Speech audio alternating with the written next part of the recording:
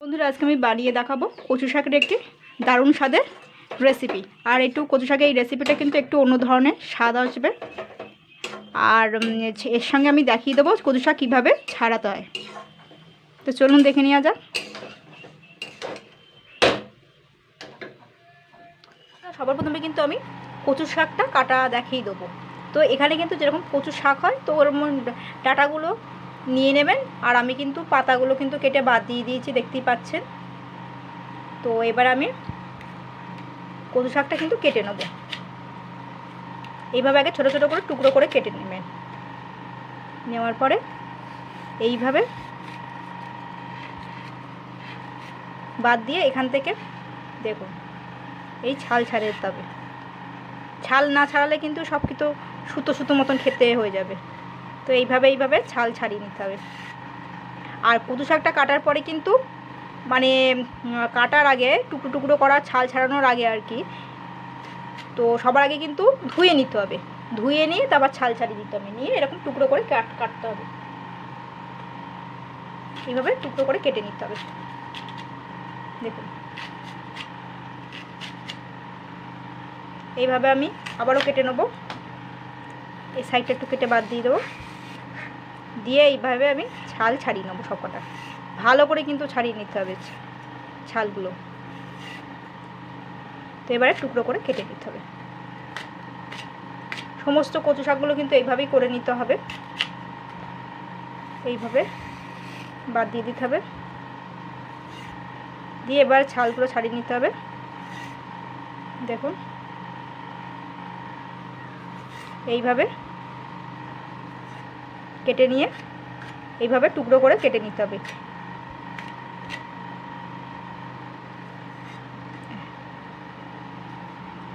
এইভাবে সবগুলো করে নেব। তো বন্ধুরা দেখতে পাচ্ছেন আমি কিন্তু একটা প্রেসার কুকারের মধ্যে নিয়ে নিয়েছি কচু শাকটা সিদ্ধ করব বলে। তো এর আগে কিন্তু আমি অনেকগুলো কচু শাক কেটে রেখেছি এই প্রেসার কুকারের মধ্যে। তো এই কটা আমি দেখিয়ে দিয়েছিলাম। তো যাই হোক, এবার আমি শুধু নুন দিয়ে দেবো। আর আর এখানে আমি কিন্তু হলুদটা দেবো না, তার পরিবর্তে আমি কিন্তু খাবার সোডা দেবো, যাতে কচু শাকটা ভালোভাবে সিদ্ধ হয়ে যায়। আপনারা চাইলে হলুদ দিতে পারেন। তো এবার আমি এটাকে দুটো সিটি মারা অবধি অপেক্ষা করতে হবে আর কি, সিদ্ধ করে নিতে হবে। দুটো সিটি মেরে সিদ্ধ করে নিতে হবে। তো বন্ধুরা দেখুন আমি কিন্তু কচু শাকটা কিন্তু প্রেসারে সিদ্ধ করে নিয়েছিলাম। নিয়ে আমি গরম জল থেকে তুলে নিয়ে আমি কিন্তু ঠান্ডা জলে 2বার মতন ধুয়ে নিয়েছি। আর সঙ্গে কটা এইরকম 4-5টা কিন্তু বড়ি আমি লাল লাল করে ভেজে নিয়েছি, এর মধ্যে আমি নিয়ে নিয়েছি। এবার আমি কিভাবে করছি চলুন দেখে নেওয়া যাক। দেখতে পাচ্ছেন কড়াইতে কিন্তু রিফাইন্ড অয়েল তেল দিয়েছি বেশ খানিকটা। তো এবার গরম হয়ে গেছে, আপনার চাইলে সরষের তেলও করতে পারেন। তো আমি বেশ এক চামচ মতন সাদা জিরে দিয়ে দিচ্ছি। জিরেটা ফাটছে। এবারে কুচানো পেঁয়াজটা দিয়ে দিচ্ছি। আর এখানে শুকনো লঙ্কা দিয়ে দিচ্ছি। এগুলোতে বাড়িতে শুকানো লঙ্কা। এগুলো দিয়ে আমি 2 মিনিট নাড়াচাড়া করে নেব, বেশি না 2 মিনিট মতন। তো পেঁয়াজটা কিন্তু পেঁয়াজের কাঁচা গন্ধটা চলে গেছে। এবার আমি আদা রসুন বাটাটা দিয়ে দিচ্ছি। 1 চামচ আদা বাটা, 1 চামচ রসুন বাটা। আর পেঁয়াজ কিন্তু বেশি ভাজা যাবে না, জাস্ট পেঁয়াজের কাঁচা গন্ধটা চলে যাওয়া অবধি অপেক্ষা করতে হবে। এবার আমি এই বড়ি, ভাজা বড়ি আর হচ্ছে কচু শাকটা দিয়ে দিচ্ছি, জল ঝরানো কচু শাকটা। আর কচু শাকটা কিন্তু গরম জল থেকে তুলে 2বার মতন ঠান্ডা জলেও ধুয়ে নিতে হবে। যেভাবে করছি সেভাবেই করতে হবে আপনাদের। 2বার মতন ঠান্ডা জলে ধুয়ে নিতে হবে।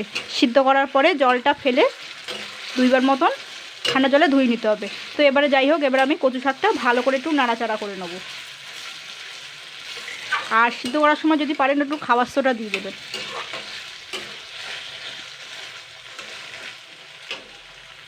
তো বন্ধুরা দেখতেই পাচ্ছেন আমি কিন্তু পেঁয়াজ, আদা, রসুন আর দিয়ে ভালো করে আগে ভালো করে কষিয়ে নিচ্ছি। দেখুন জলটা কিন্তু অনেকটাই কমে গেছে, মানে জলটা শুষে নিয়েছি। আর কচু শাকটা কিন্তু একটুকুনি মতন হয়ে গেছে। এবার আমি এতে কি কি উপকরণ আবার মেশাবো।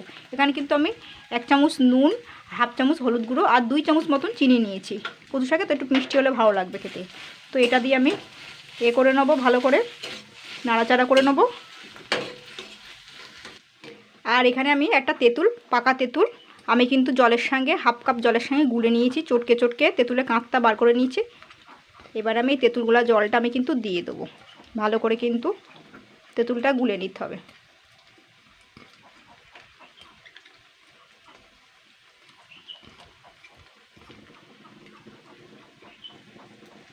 এটা দিয়ে দিলাম। এটা দিয়ে এবার আমি বেশ খানিকক্ষণ নাড়াচাড়া করব। জলটা শুকানো অবধি আবার নাড়াচাড়া করতে হবে অন্তত মিনিট 3 ধরে। তো বন্ধুরা আমি কিন্তু তেঁতুলগুলোর জলটা দিয়ে খুব সুন্দর করে আমি কষিয়ে নিয়েছি। এরপরে আমি এতে 2 চামচ মতন বেসন নিয়ে নিয়েছি। বেসনটা ভালো করে একটুখানি গুলে নেব। এই বেসনগুলোটা এবার দিয়ে দিচ্ছি এর উপর দিয়ে। বেসনগুলোটা দিয়ে এবার ভাজবো আরও 2-3 মিনিট।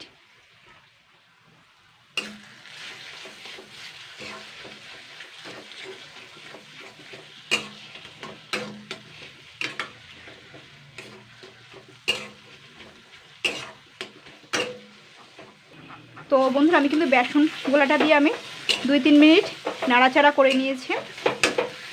এবার আমি এখানে আমি কিন্তু এক্ষুনি গ্যাসটা বন্ধ করে দেবো। তো নামানোর 1 মিনিট আগে আমি একটু ম্যাগি মশলা দিয়ে দিচ্ছি। 2 চামচ মতন দিয়ে দিচ্ছি এতে। এবার আমি এটাকে নাড়াচাড়া করে নেবো। আর বেশি কিন্তু ম্যাগি মশলা দিয়ে কিন্তু বেশি কষানো যাবে না, ঠিক আছে? তাহলে ম্যাগি মশলার গন্ধটা কিন্তু চলে যাবে। এক্ষুনি এবার গ্যাসটা আমি এবার বন্ধ করে দেবো। আমি কিন্তু গ্যাসটা বন্ধ করে দিয়েছি। তো বন্ধুরা এইভাবে চেষ্টা করবেন। আর এটা কিন্তু একদম নতুন ধরনের, আর স্বাদে গন্ধে কিন্তু একদম কিন্তু হেভি লাগবে, মানে খেতে কিন্তু খুব সুন্দর লাগবে। তো যাই হোক, এইভাবে ট্রাই করবে। কচু শাকে ছাড়ানো পদ্ধতি সহ আমি রান্না করে দেখালাম একদম নতুন ধরনের।